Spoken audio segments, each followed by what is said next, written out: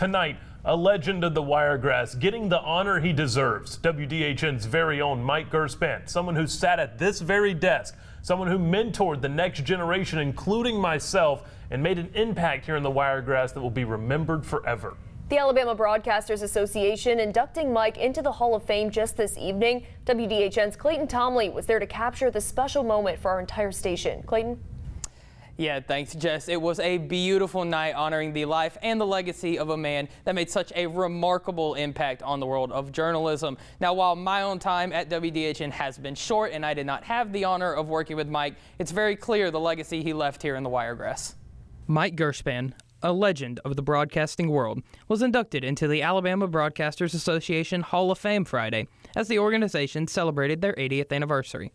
After graduating from the University of Florida in 1980, Mike would embark on an incredible journey into the world of journalism that would span over 40 years.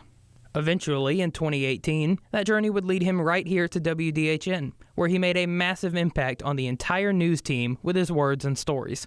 Mike always had words of encouragement and a story to tell that would make me laugh and make many of us laugh. And he would always, say, Richard, it's a new day tomorrow with a new story. And I appreciate Mike more than anything. Mike passed away in 2024 after a short battle with brain cancer, and his passing hit the Wiregrass hard. Mike made some of his biggest relationships in Coffee and Geneva County, and for some that he met, completely changed the course of their life.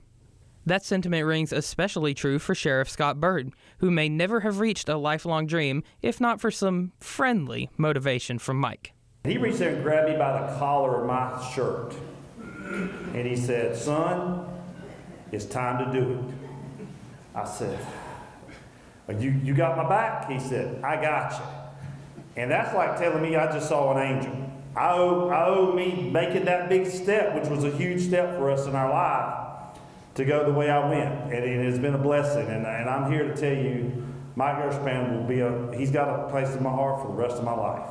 Mike's impact was not just felt across the state of Alabama or even the Southeast, but also by some of the highest political figures across the nation, with leaders like Katie Britt and Barry Moore releasing statements after Mike's passing. Mike was even a known name in the offices of D.C. throughout his life. I found approximately 20 hand-typed letters that Mike had saved since he was 14. The collection were activist letters Mike had personally written to local, state, and U.S. government political figures. I have in my possession the manually typed and signed response letters from high-profile figures such as Ted Kennedy of that era. These are personal reminders of Mike's significant contributions to his community during his career.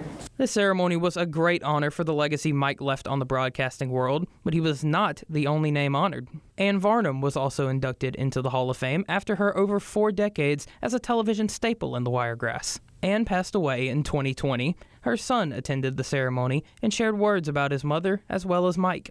I know that she would be very happy that she was here at the same time that Mike Gurspan was nominated. I mean, he was the professional.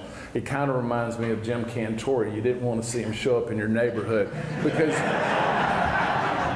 he always had the toughest assignments. Mike will always be remembered for the lifelong work he did and the friends he made along the way. Now, it was said many times during the ceremony that Mike's impact on the Wiregrass and the journalism world would last forever, and his induction into the Hall of Fame cements it. Hopefully, Mike's life will continue to inspire many generations of journalists to come.